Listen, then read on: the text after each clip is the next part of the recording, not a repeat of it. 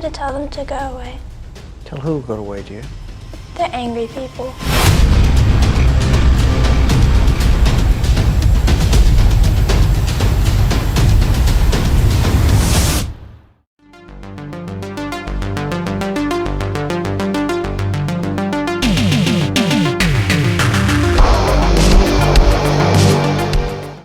We are talking The Parish. This one directed by David S.Hogan and stars Bill Oberst Jr. Actually made a couple of years ago, but now coming out on general release of March 2021. And it's a kind of a low budget, kind of classic ghost story in a lot of ways, but with a conjuring nun-like twist. So what we have, a single mother whose husband was a soldier and was killed in Afghanistan. She moves to a small rural American town with her young daughter, enrolls in the local Catholic school, and straight away both her and her daughter seem to be seeing mysterious figures, primarily this of a nun, a huge towering guy, and a young boy. And they both see them, both mother and daughter, yet no one else can. And this initially causes confusion with the family. However, they soon discover that there may be a dark history in this kind of small town that they have landed in the middle of. What'll happen? You have to watch the movie to find out. So let's talk about, first of all, what works with The Parish. So this is less of a jump out your seat kind of scary movie rather than a supernatural drama, and the kind of the mould of a more of a classic ghost story, the kind of thing you would sort of see at Christmas in a lot of ways, that type of thing. It's not particularly scary, but it's an unfolding kind of mystery and a drama more so than an out-and-out horror. But I actually have to say I quite liked the kind of the mystery element of it and the kind of finding the clues. And a part that is obviously the script. I think the story is quite an interesting one with some reveals that happen throughout the movie.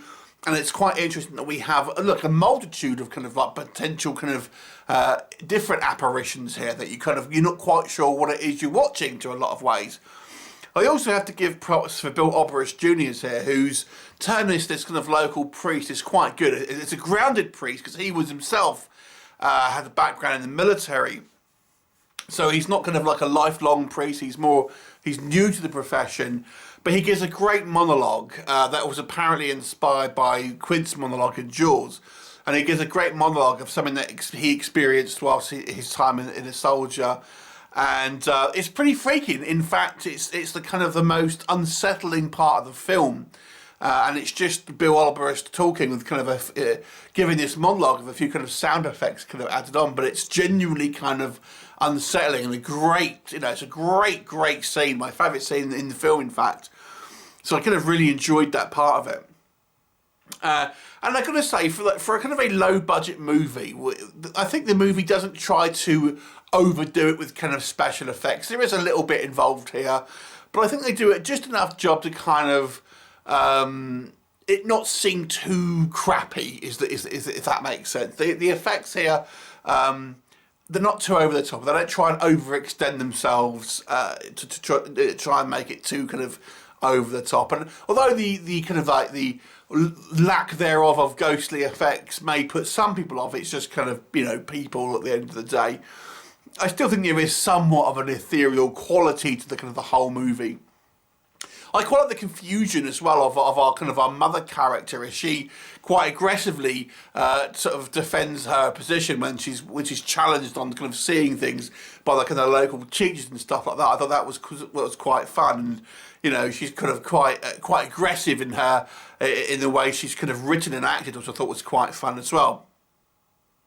What doesn't work here, I think, I have to be honest, I think some of the acting from some of the cast is a little on the weaker side. Now, I don't really like to pick on a child actor, but the young girl, I think she does okay in quieter scenes when she's just talking to her mother, but scenes where she has to kind of like be a bit more emotive, shall we say, I think the cracks just start to show a little bit. It's a lower budget movie, who knows how much training and stuff like that she may have had, but some of the kind of the child acting here isn't the best, to be honest with you, and because she is somewhat of a central character, I have to kind of really kind of mention it. I have to say, I think the finale here is a little on the weak side. When all is revealed, which I'm obviously not going to tell you here, I've got to say the culmination, the showdown, the climax is a little on the weak side, to be honest. And I have to say, I think up until that point, it was fairly well written, but it just seems like an odd choice to end it on a very kind of whimper, a little bit of an unexciting climax. I have to say that just seems a little out of place in the kind of the movie.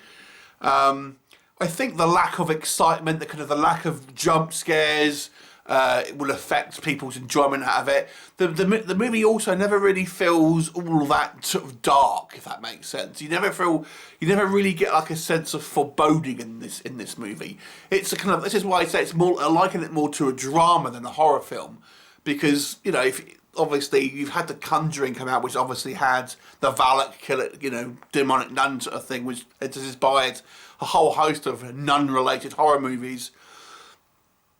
But I don't know. This one, it just doesn't really ever try to be too foreboding, too kind of sinister.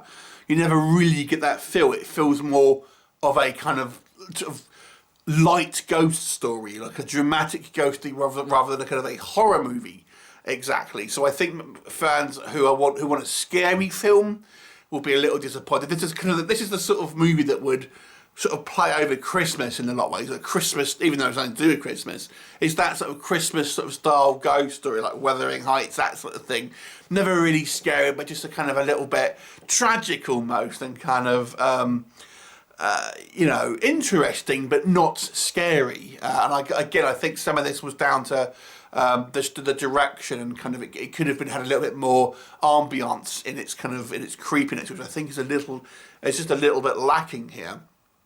And as such, it kind of makes it, for it not a well-made and a well-put-together and interesting film, but not particularly memorable outside of, I think, a very, very good performance by Bill Burris Jr., who I think is the standout here.